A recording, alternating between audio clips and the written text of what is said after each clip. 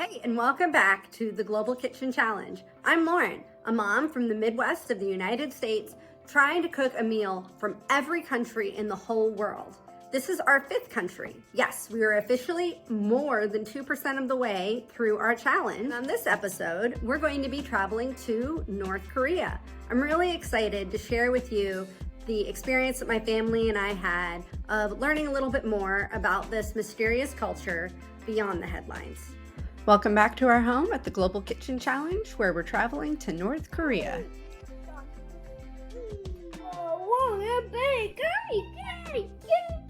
I always love a good dumpling.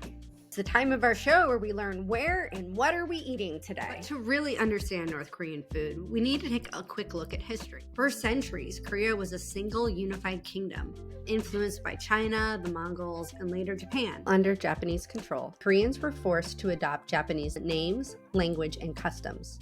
Many were made to work in harsh conditions, and families faced strict rules that limited their freedom. After World War II ended in 1945, Korea was freed, but the country was soon divided, with the Soviet Union backing the North and the United States backing the South. The Korean War from 1950 to 1953 cemented division, and North Korea became one of the most isolated nations in the world. By some estimates, over 60% of the population live in poverty, so the meal that we're going to be preparing would be one eaten only by the elites, or perhaps a lucky family during a holiday. Today, we're making 2 dishes that are enjoyed in both North and South Korea: Bibimbap and Mandu dumplings. First, we're going to start with the Mandu dumplings.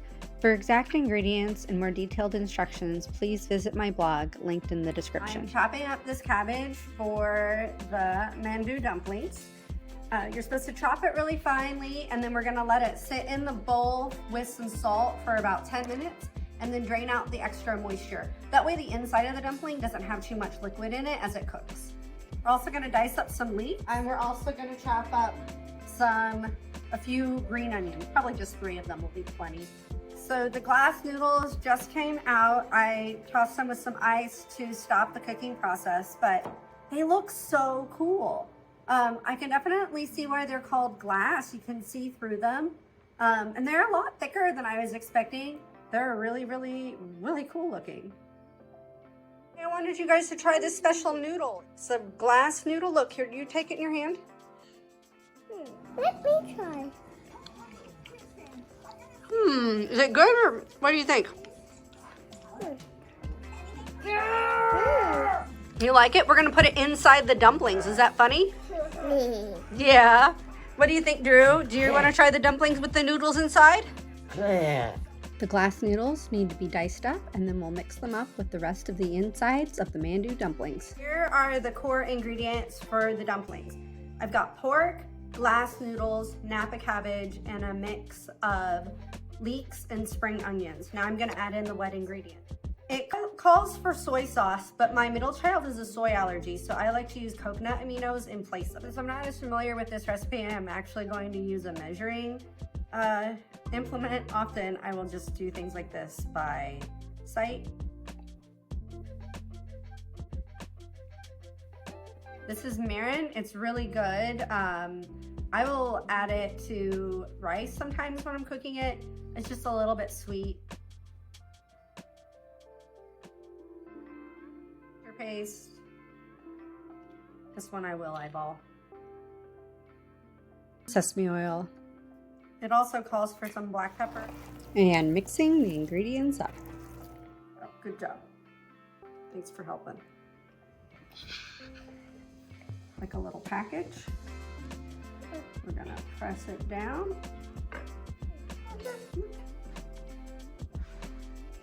It's so cute. I put the dumplings in the fridge while I prepared the ingredients for the bibimbap, which you're gonna see here in a second. Then I boiled them for about 2 to 3 minutes until they floated. Next up is bibimbap. The wonderful thing about this dish is that you can mix it up to suit your taste, swapping out different proteins or vegetables.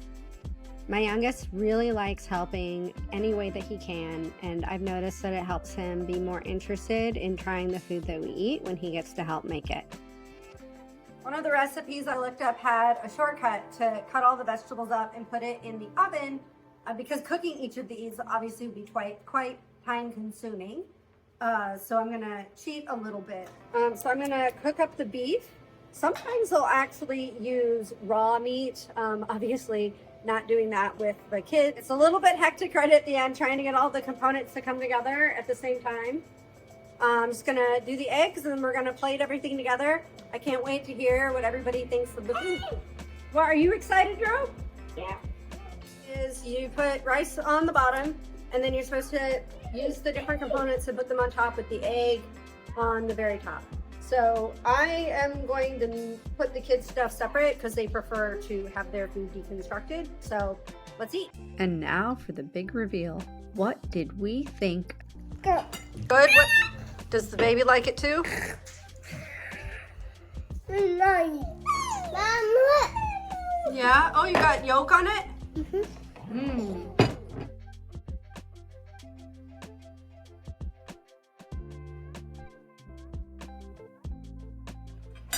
What do you think, Toph?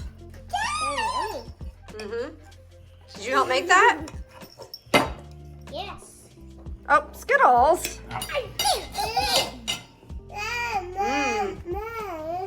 A little, what's hot?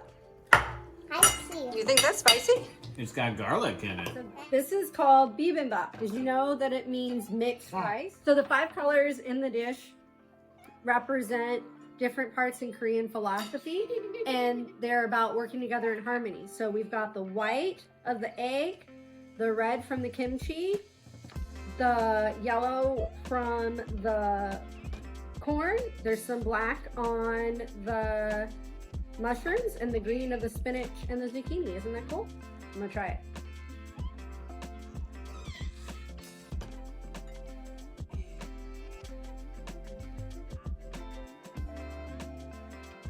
I always love a good dumpling.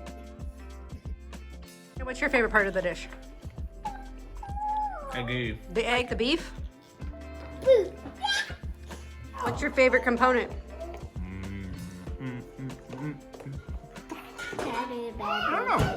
Let's mix it all together. Yeah. I always love dumplings, but it's so interesting they've got noodles inside of them.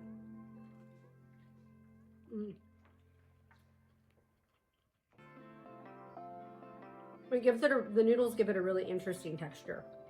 And the flavor is great. And I really like the dipping it in this. And I've got some Korean chili sauce in there. Makes it a little bit spicy. All right, honey, what was your favorite part? Hands down, the kimchi. Kimchi is a fermented dish of cabbage and other vegetables, and it's a little bit spicy. Maybe I'll make it from scratch when we do South Korea. Yes, Is there Ann. any food that you won't like? Will there be any food that she won't like? Yeah. Raisin. Anything with raisins. Okay, are there any countries whose food will have raisins in them? Some parts in Northern Africa. Yeah. What if we do that and there's raisins? Mom just will leave the raisins on the side. Right. Thanks for coming into our home today and watching our video. Subscribe to keep up with where in the world we're eating next. Thanks.